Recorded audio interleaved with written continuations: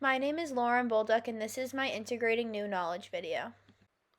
My clinicals this semester were at Berkshire Medical Center in the crisis pod of the emergency department, the detox unit, and the inpatient psychiatric unit. I also had the opportunity to visit Berkshire Pathways, which is a clubhouse in Pittsfield. The scenario that I will be sharing today involves a conversation between a member and I. He lives in a group home and attends the clubhouse Monday through Friday. He did not disclose to me what his mental illness diagnosis was. The following situation occurred while we were on a walk after lunch surrounded by my peers, staff, and other members. I just want to rip my roommate's lungs out. That's not very nice. What? He drives me crazy. I just want to strangle him. Well, you can't just strangle your roommate. Yeah, well, he's annoying. He's rude. He's gross. He will use dishes, then put them back dirty. Like, who does that? That situation at the clubhouse did not go as I wished it had gone. Now I will share where I think I went wrong in this situation and what I would do next time to improve. When the patient said this to me, I was caught off guard. I reacted in a sarcastic way because I wasn't comfortable and just did not know how to respond professionally and appropriately.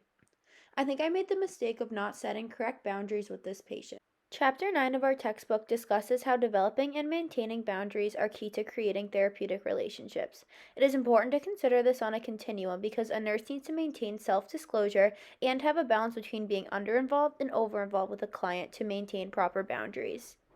In an article published in Issues in Mental Health Nursing, Thompson, Smith, and Carper recognized that issues in understanding professional boundaries have been reported amongst nursing students on psychiatric rotations. They highlighted that nursing students are at risk of crossing and violating professional boundaries as we attempt to facilitate therapeutic relationships. Despite this fact, they identified that there is a lack in literature regarding instruction on how to maintain these boundaries. They found that boundary instruction strategies, including sharing stories, reflective activities, discussions in clinical settings, role modeling, and role play can be helpful. They concluded that boundary education on instruction should be incorporated into psychiatric nursing curriculum. In our conversation, the member made violent threats to harm his roommate. As a mandated reporter, I should have told the patient that I have to report this conversation and then reported it to staff. I learned while studying for ATI and in lecture how important it is to keep trust with your patient. I do not want to betray this individual by reporting this conversation behind their back. I need to be upfront about needing to report this conversation in order to maintain my therapeutic relationship with the member. Also, the only way a patient can be admitted to a psych floor involuntarily is if they are a threat to the safety of themselves or others. In Massachusetts, this would be admitted to a psychiatric unit under Section 12. I learned about the different sections during my experiences at Berkshire Medical Center in lecture and while completing case study 2 for this course. I also would have repeated what the member said back to him. It was a very graphic and aggressive comment that really caught me off guard. I think repeating it back to him would have been helpful for him to hear. I also would have validated the member's feelings by emphasizing how frustrating this must be. Hearing the story about his roommate did sound very hard. However, I need to emphasize to him that the correct answer is to talk to the management of his group home and not to harm his roommate or make threats of doing so. If I was magically faced with the situation again, this is how I would have handled it. I just want to rip my roommate's lungs out. You want to rip your roommate's lungs out? Can you tell me more about that?